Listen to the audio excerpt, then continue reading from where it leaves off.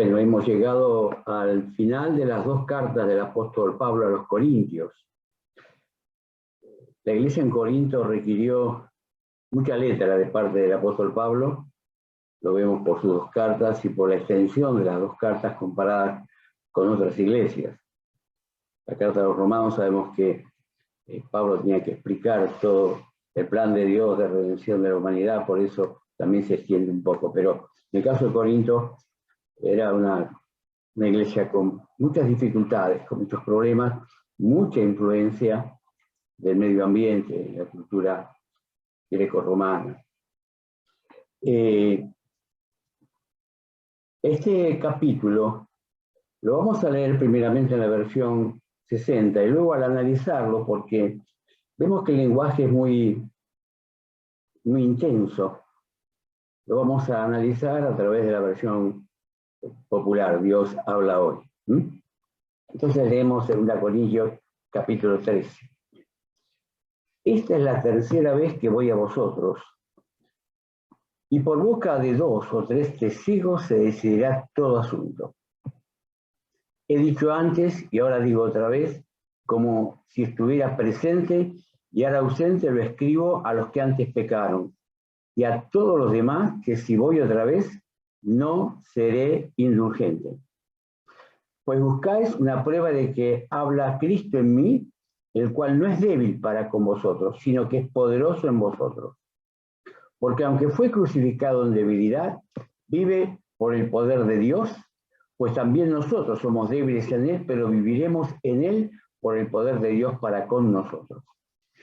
Examinaos a vosotros mismos si estáis en la fe. Probaos a vosotros mismos. ¿O no os conocéis a vosotros mismos que Jesucristo está en vosotros, a menos que estéis reprobados? Mas espero que conoceréis que por nosotros no estamos reprobados. Y oramos a Dios que ninguna cosa mala hagáis, no para que nosotros aparezcamos aprobados, sino para que vosotros hagáis lo bueno. Y aunque nosotros seamos como reprobados, por nada podemos contra la verdad, sino por la verdad. Por lo cual nos gozamos de que seamos nosotros débiles y que vosotros estéis fuertes, y aún oramos por vuestra perfección. Por eso os escribo estando ausente, para no usar de severidad cuando esté presente, conforme a la autoridad que el Señor me ha dado para edificación y no para destrucción. Por lo demás, hermanos, tened gozo, perfeccionaos, consolaos, sed de un mismo sentir y vivid en paz, y el Dios de paz y de amor estará con vosotros. Saludaos unos a otros con ósculo santo, y todos los santos os saludan.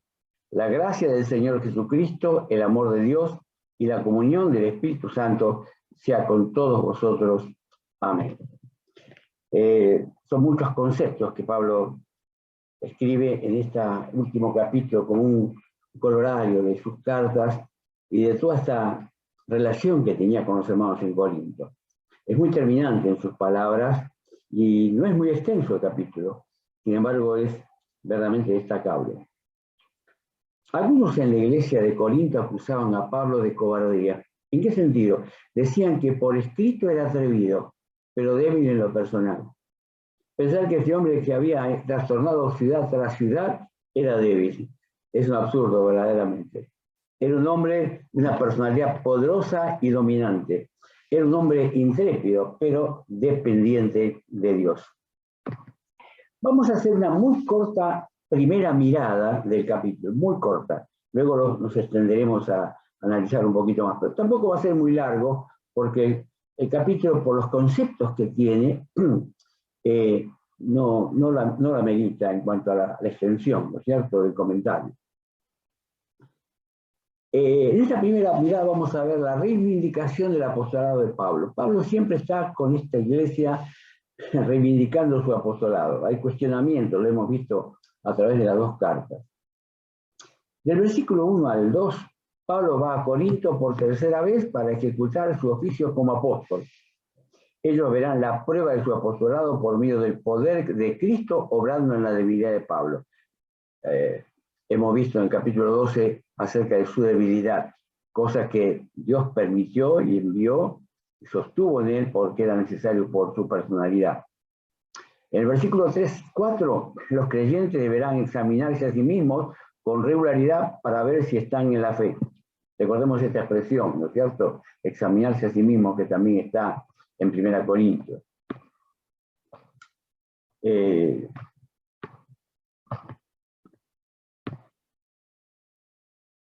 versículo 5, debemos proclamar la palabra de Dios más bien que defenderla. Y este es un gran versículo para el día de hoy, el versículo 8, porque nada podemos contra la verdad, sino por la verdad. La conclusión del apostolado de Pablo, del versículo 11 al 14, vuelve a donde empezó, esto es a la consolidación y consolación de Dios. Ahora vamos a ver la segunda mirada, la más extensa. Pablo termina su severa carta con 4 expresiones y analizaremos el capítulo con la versión Dios habla hoy. Hay 4 expresiones, hay una advertencia, hay un deseo, una esperanza y una bendición. Termina, como decíamos, en primer lugar con una advertencia y leemos la versión Dios habla hoy. Esta es la tercera vez que voy a visitaros. Todo tendrá que decidirse por el testimonio de 2 o 3 testigos.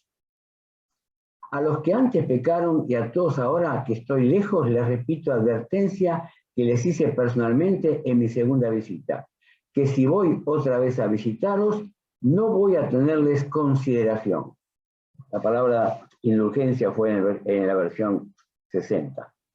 Ya que ustedes están buscando una prueba de que Cristo habla por mí. Y Cristo no es débil en su trato con ustedes, sino que muestra su fuerza entre ustedes. Es cierto que fue crucificado como débil, pero vive por el poder de Dios. De la misma manera nosotros participamos de su debilidad, pero unidos a Él viviremos por el poder de Dios para visitarles a ustedes. Pablo va a ir a Corinto otra vez, y es la iglesia más visitada por Pablo. Evidentemente era requerida su presencia. Y esta no hará más vanas conversaciones ni afirmaciones drásticas, sino que será tiempo para andarse definidamente en las definiciones, y lo que se diga se atestiguará y decidirá definitivamente por la aprobación de todos, aunque haya 2 o 3 testigos solamente que presenten su moción. Tendrá que haber una confrontación seguramente. No se debe permitir que la situación se haga crónica. No se debe esquivar más los problemas sino enfrentarlos. Y esto es algo, hermanos, que por mucho tiempo uno a través de la vida y ha compartido con otros hermanos en otras iglesias, ha habido situaciones que no se han resuelto. Una de las causas a veces porque la iglesia no crece espiritualmente, puede crecer en cantidad, puede tener muchas actividades, puede tener un activismo tremendo, admirado por la iglesia local y las iglesias circundantes. Pero si hay conflictos no resueltos, evidentemente el Espíritu de Dios no se siente en libertad. Más aún, dice Pablo en Efesios capítulo 4, que debemos andar en verdad, no mintiéndonos unos a los otros, porque somos miembros unos del mismo cuerpo de Cristo. Por lo tanto, aunque la mentira no sea pública, ni aún la persona que es mentida o es aplicada a la mentira no se dé cuenta, el Espíritu Santo se contrista, como dice al final de ese capítulo. Lo que se diga se decidirá definitivamente por la aprobación de todos. Y Pablo sabía muy bien que hay un momento en el que hay que dar cara a las situaciones desagradables. Si los medicamentos no solucionan el problema, no queda otro recurso que el bisturí del cirujano. Esa es la idea del apóstol. Nadie solucionó jamás una situación eludiéndola. Y no se pueden eludir los conflictos, hermanos, de ninguna índole. Tenemos que enfrentarlos, hablarlos con amor, con reconocimiento de la falta, pedir perdón. Ese es el gran problema de la iglesia cristiana, de los creyentes. El no pedir perdón. No pedir perdón. Y por otro lado, a veces cuando ese pedido de perdón se extendió en el tiempo, la persona ofendida le cuesta perdonar. O sea que el conflicto es doble, porque no hemos aprendido a pedir perdón y a perdonar. En primer lugar, decíamos que empezaba con una advertencia, cómo iba a ir Pablo a la iglesia. En segundo lugar, termina con un deseo. Ya Pablo cambia el espíritu de su carta, de su palabra, y dice la versión Dios habla hoy: examínense ustedes mismos para ver si están firmes en la fe. Pónganse a prueba, porque es lo necesario, es lo vital, que estemos firmes en la fe para enfrentar los conflictos. ¿No se dan cuenta que Jesucristo está en ustedes? A menos que hayan fracasado en la prueba, en el análisis, en el autoanálisis, en autoexaminarse. Confío, sin embargo, en que reconocerán que nosotros no hemos fracasado. Y oramos a Dios para que ustedes no hagan nada malo, no para demostrar que nosotros hemos pasado la prueba, sino simplemente para que ustedes hagan lo bueno, aunque parezca que nosotros hemos fracasado.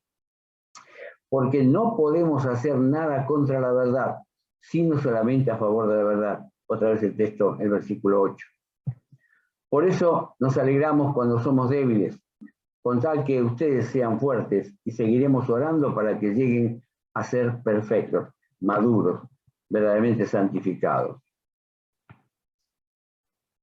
Les escribo esta carta antes de ir a verlos, para que cuando vaya no tenga que ser tan duro en el uso de mi autoridad, la cual el Señor me dio, no para destruiros, sino para edificación de la iglesia. Pablo esperaba tres cosas de los corintios. Espera que sigan delante hacia la perfección. Fíjense, Pablo repite permanentemente en sus cartas a las iglesias que el Espíritu Santo ha comenzado en nosotros la buena obra. Y esa buena obra es hacernos madurar, crecer, que la santificación sea una experiencia real, no simplemente sea una posición en la cual Dios nos ha colocado como santos, como hijos de Él, sino que sea la experiencia de cada día. Y no porque nos creamos santos, sino porque nuestro actuar sea de bendición para aquellos que nos rodean y Dios les haga pensar que evidentemente el Espíritu Santo está trabajando en nosotros y se nos ve santos. Así como los primeros cristianos, aunque los gentiles no sabían, o los judíos no sabían expresarlo de esa manera, se daban cuenta que habían estado con Jesús. Y eso no es otra cosa, hermanos, que percibir la santidad de los primeros cristianos. No debemos quedarnos parados en la vida cristiana. El que no avanza retrocede y se queda atrás en el crecimiento espiritual. Los cristianos siempre van de camino hacia Dios. Por tanto, cada día, por la gracia de Cristo, debe estar un poco más listos para resistir el escrutinio de Dios, el análisis profundo de Dios en lo personal. El segundo punto que Pablo observa es que espera que escuchen la exhortación que les ha dirigido él. Hay que ser una persona como Dios manda para prestar atención a consejos difíciles. Cuesta reconocer la falta.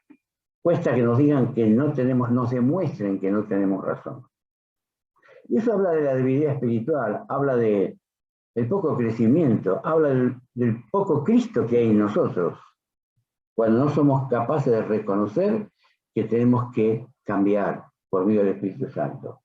A veces el Señor puede mostrar a un hermano muy humilde, muy sencillo, que por alguna expresión, sin ánimo de acusar, pero nos haga ver por su propia vida que nosotros estamos en falta. Porque hemos visto que ese hermano, que quizás fue ofendido, perdonó antes que se le pidiera perdón. Ese es el verdadero espíritu. Porque ese hermano seguramente, sabiendo la palabra, la ofensa la pasó por alto.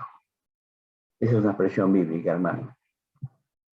Estaríamos mucho mejor si dejáramos de una vez de hablar de lo que queremos y empezáramos a escuchar a los sabios, hermanos, y especialmente a Jesucristo a través de su palabra. Vamos a comenzar en la escuela bíblica los domingos a tratar, o aquí también, los evangelios. Y hermanos, los evangelios nos muestran al Señor Jesús, nos hacen penetrar en la vida del Señor y su ministerio. Sabemos que Son pocos años los que el Señor estuvo con sus discípulos. A nosotros nos van a llevar varios meses y quizás años, ¿sí?, en ver capítulo por capítulo los 4 evangelios. Así que, hermanos, es un desafío para conocer más profundamente al Señor. Les esperamos, no solamente extendamos la invitación, no solamente al grupo de la clase mayor, sino a toda la congregación, que evidentemente se está insistiendo y es preocupante la falta de respuesta. Espera que vivan en armonía y en paz, dice el apóstol, ¿no? Ninguna congregación puede dar culto al Dios de la paz con un espíritu de amargura, de tristeza, de ofensa, de falta de perdón, con raíz de amargura. Tenemos que amarnos unos a otros para que el amor de Dios sea una realidad entre nosotros. El apóstol Juan lo dice. Decimos que amamos a Dios. A veces uno dice, ¿cómo se ama a Dios? Cuando nos referimos al amor a otra persona, sabemos que hay palabras, expresiones, cariños, abrazos, miradas. Eso es el amor entre los seres humanos. Ahora, el amor a Dios, como Él no lo podemos palpar físicamente, el amor a Dios es obedecerlo. Jesús dijo, si me obedecéis, sois mis discípulos, seréis mis amigos.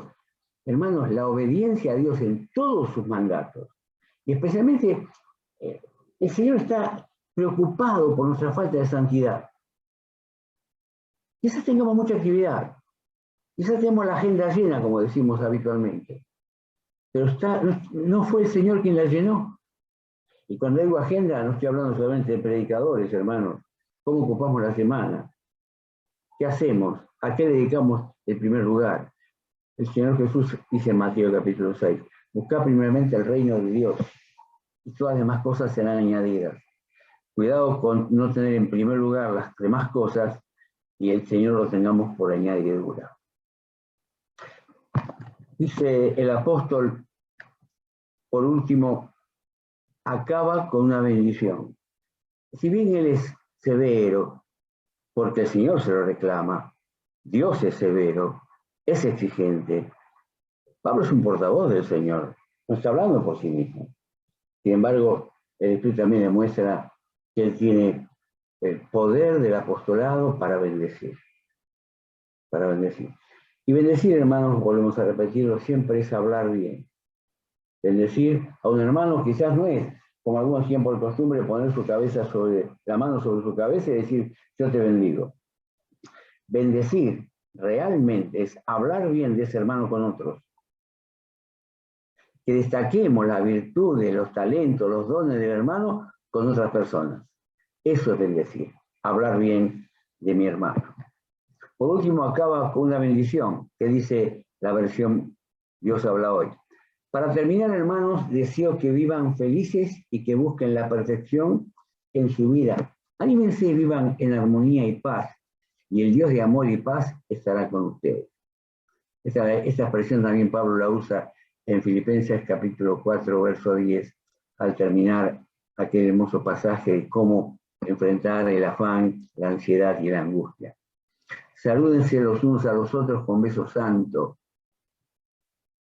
Y esta expresión beso santo, hermanos, es ósculo santo, beso santo. Por algo lo recalca Pablo. No es un beso por compromiso, no es poner la mejilla solamente.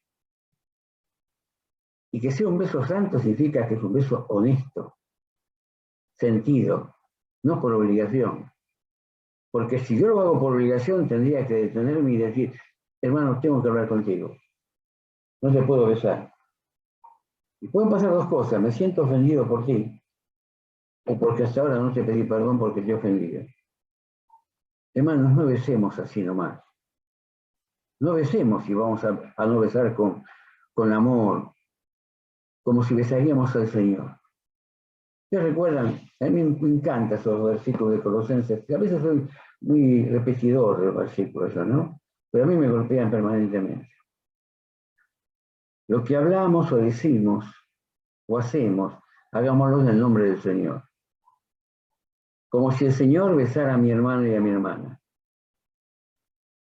Y dice, es el versículo 17 del capítulo 3 de Colosenses. El versículo 23 que dice, todo lo que hagamos, hagámoslo como para el Señor. Al besar al hermano y a la hermana, estoy besando al Señor. Qué lindo desafío, ¿no? Empecemos por ahí, hermanos. Es muy sencillo. Quizás no sea tan fácil. Puede ser sencillo, pero puede ser que no sea fácil. Después de la severidad, de la lucha y el debate, llega la serenidad de la bendición del apóstol Pablo. Una de las mejores maneras de hacer la paz, aún con nuestros enemigos, es orar por ellos. Porque nadie puede menospreciar a una persona y orar por ella al mismo tiempo. Ese es el remedio que Dios nos da, justamente en Mateo, capítulo 5, versículo 43 al 45. Vamos a recordarlo. Y lo está hablando y diciéndolo para con los enemigos.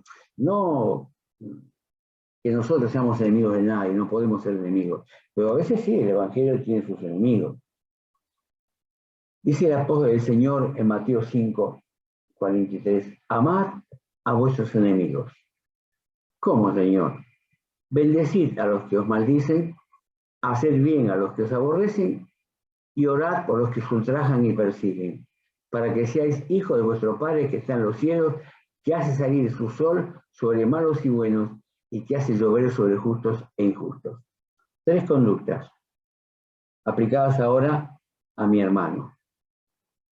Bendecir a mi hermano, hablar bien de él. Devolverle bien por mal, si es que me ha hecho algún mal. O quizás esté un poco celoso porque a mí no me ha hecho nada, o no me dio nada, o no me atiende, no me saluda, que más tiempo está con otros y no conmigo.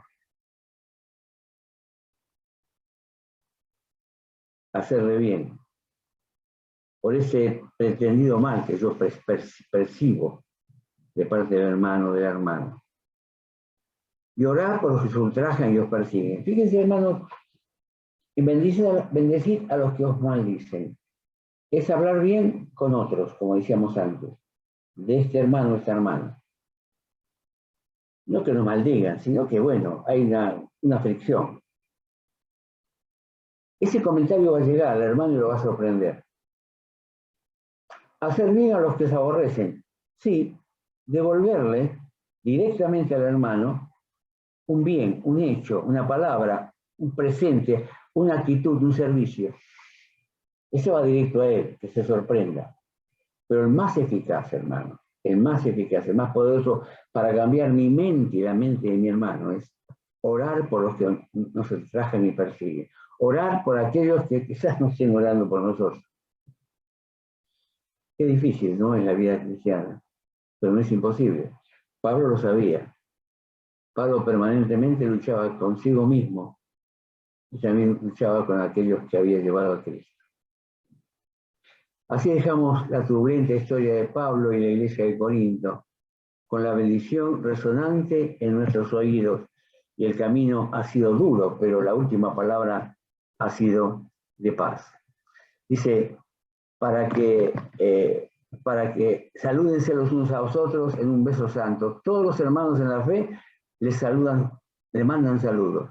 Que la gracia del Señor Jesucristo, el amor de Dios y la participación del Espíritu Santo esté con todos vosotros. Amén.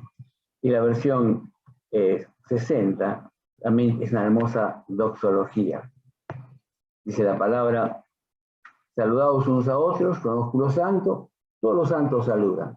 La gracia del Señor Jesucristo, el amor de Dios y la comunión del Espíritu Santo, que no es nuestra, es el Espíritu que realiza la comunión. Hemos hablado en el matecito de esta tarde sobre la comunión. Sea con todos vosotros. Hermanos, Dios bendiga esta porción.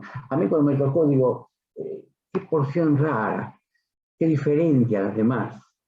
Pablo acá está terminando y sellando algunas circunstancias que se fueron delineando y discurriendo a través de las 2 cartas.